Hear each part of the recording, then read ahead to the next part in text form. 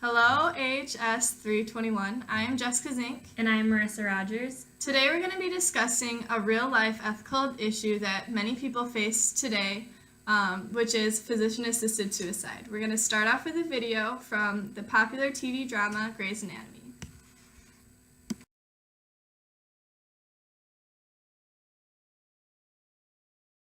Her prognosis says that she has less than 6 months to live. I have informed her of her treatment options. She has met with a psychologist who has determined that she is mentally fit, and this can serve as her second oral request. Okay. You have to say it. Washington State says I have to hear you ask 2 times at least 15 days apart. So weird. It's like I'm applying to die. Well, if you're having second thoughts. You saw how bad it got last night. It's just gonna get worse. I would like to end my life through physician-assisted suicide.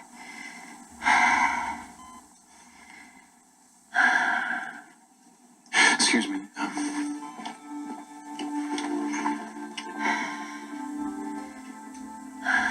I'm just gonna go see what's up. Doctor, What happened? We were in the middle of a consult. You're her doctor. You shouldn't be pushing her to do that. I offered her options. I told her about hospice. She doesn't want to die a slow death, hooked up to machines, or be so heavily sedated she might as well be dead. And I have to say, I don't blame her. This is an act of mercy. Oh, an act of mercy. You are killing her. Just so that you are clear, by writing that prescription, you are killing that woman. All right, then. I'll find someone else.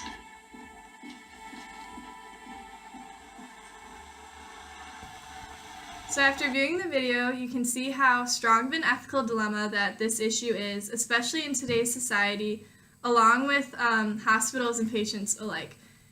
Both sides have very strong cases and reasonings for both, and we're going to discuss each further. In the next couple slides, we're going to discuss what is physician-assisted suicide, how it is done, and a little bit of the history as well. So what exactly is physician-assisted suicide? By definition, it is an action in which a physician voluntarily aids a patient in bringing about his or her death. In order to initiate the process of physician-assisted suicide, a couple things need to occur. According to Oregon's Death with Dignity law, only certain people can ask for the medication in order to commit physician-assisted suicide. They also have to ask 3 times. You must be at least 18 years old and an Oregon resident or a resident of the state in which physician-assisted suicide is legal, and the victim of a terminal disease that will kill you within the next 6 months. You also have to make a clear and level-headed decision to your doctor. So where exactly did assisted suicide come from, and how did it start? In 1990, Dr. Jack Kevorkian of Michigan was the first physician to begin the process of assisted suicide. However, it was ruled as first-degree murder, and Dr. Kevorkian went to prison for his actions. In Michigan, there was a ban placed in 1992 which banned assisted suicide. The Senate approved this ban after Kevorkian helped a 6th terminally ill patient kill herself.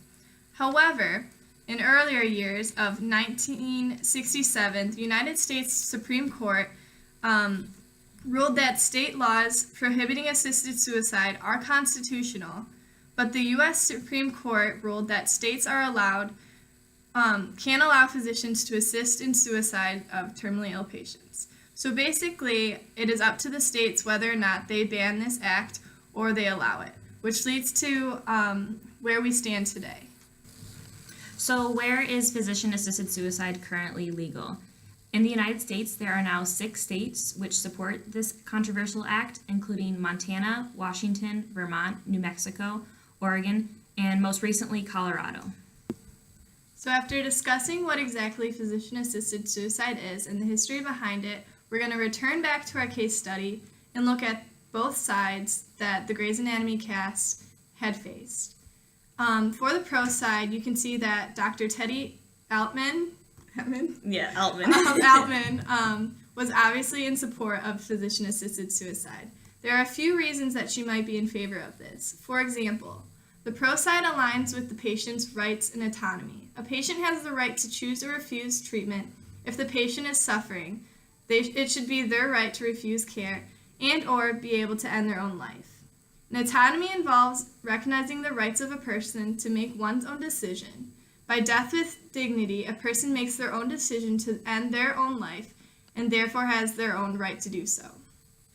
Whereas Dr. Owen Hunt is very upset with his patient's request to die, as you can tell with the video, some of his reasons could probably include that terminally ill patients can be given palliative care. So besides just having the option to die with dignity, they can enter hospice or any other measures to remain comfortable until they die of natural causes and of their disease. Also, many believe it is a violation of the Hippocratic Oath, specifically in the part that says that a physician will do no harm. It's all in the interpretation what you think do no harm may mean. Some physicians are in disagreement that by ending a patient's life that it is actually doing them a lot of harm. Also, doctors make inaccurate prognoses sometimes, including, if a doctor gives a patient 6 months to live and the patient maybe lives up to 1 or 2 years longer. By enacting physician-assisted suicide, it would take away a little bit more of the time that they have to live. Another reason is not all physicians can see it as ethical and moral. Therefore, if they're in a state where physician-assisted suicide is legal, a physician might have to help a patient end their life when they themselves don't believe it's ethically right.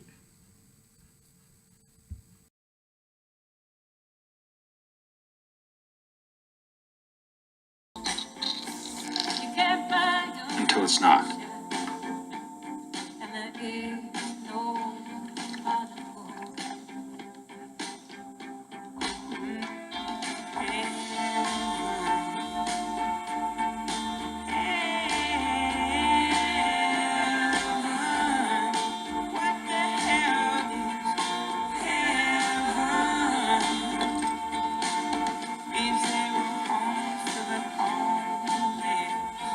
I'm scared.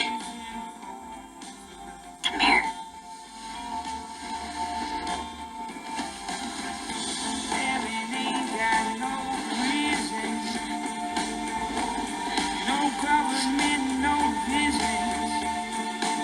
But even if letting a person die is the right thing to do,